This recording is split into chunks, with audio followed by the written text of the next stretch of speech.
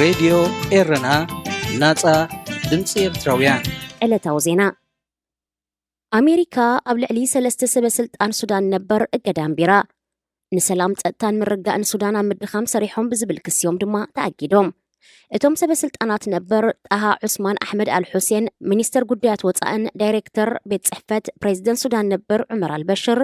ሳላሕ ዓብደላ መሐመድ ሳላሕ ጎሽ መሐማድ ኢታ አልሙላ ዓባስ ኤልሙላዮም ጎሽን ኤልሙላን ኣብ ትሕቲ ስርዓት አልበሽር ዳይሬክተራት ሃገራዊ አገልግሎት ስልያን ጸጥታን ዝነበሩዮም አልሑሴን ምስ ዞባዊ ሓይልታት ብምውሃድ ነቲ ብግህሰት ሰብኣዊ መሰላት ዝኽሰስ ፈጣን ሓይልታት ብምድጋፍ ሳላሕ ጎሽ ነቲ ብሲቪል ዝምራሕ ዝነበረ መሰጋገሪ መንግስቲ ንምውዳቕ ብዝገበረ ውዲት ኤልሙላ ድማ ንስርዓት አልበሽር ናብ ስልጣን ንምምላስ ይሰርሕ ነይሩ ብዝብል ክስዮም ድማ ተኣጊዶም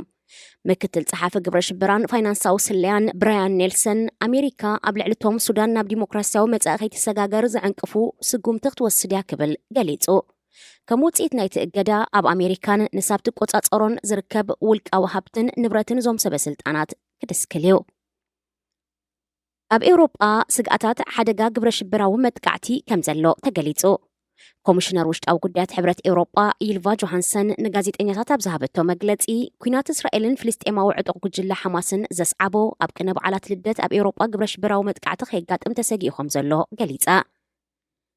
ኣብ ዝሓለፈ ሰሙናት ኣብ ሓያሎ ርእሰ ከተማታት ኤውሮጳ ብዓሰርታት ኣሽሓት ዝቁጸሩ ሰባት ንፍልስጤም ዝድግፉ ሰልፍታት ኣካይዶም ብኻልእ ወገን ንእስራኤል ንምድጋፍን ኣንጻርትን ንዓበይ ዝኸይድ ዘሎ ጸረ ሴማውነትን እውን ሰልፊ ተኻይዱ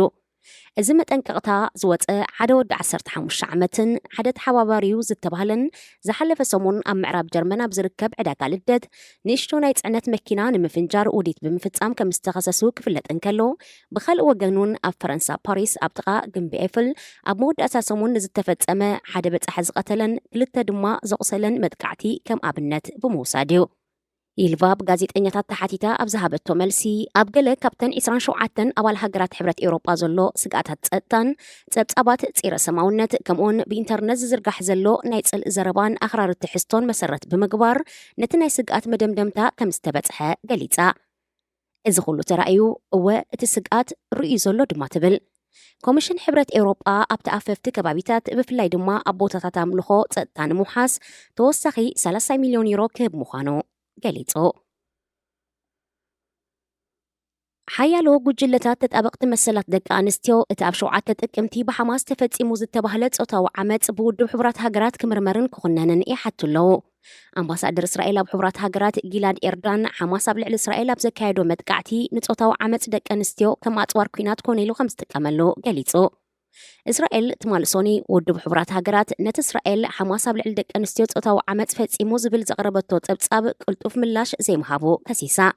ኣብ ክልቲኡ ወገን ዝፍጸም ገበናት ኩናት ዝምርምር መርማሪ ኮሚሽን ሕቡራት ሃገራት ኣብቲ ብ7 ጥቅምቲ ኣብ ልዕሊ እስራኤል ብሓማስ ተፈጸመ ጾታዊ ዓመፅ ከም ዘድሃበን ንመርትዖታት ጻውዒት ከቕርብ ከም ዝተዳለወን ሮይተርስ ዝሓለፈ ሰሙን ገሊጹ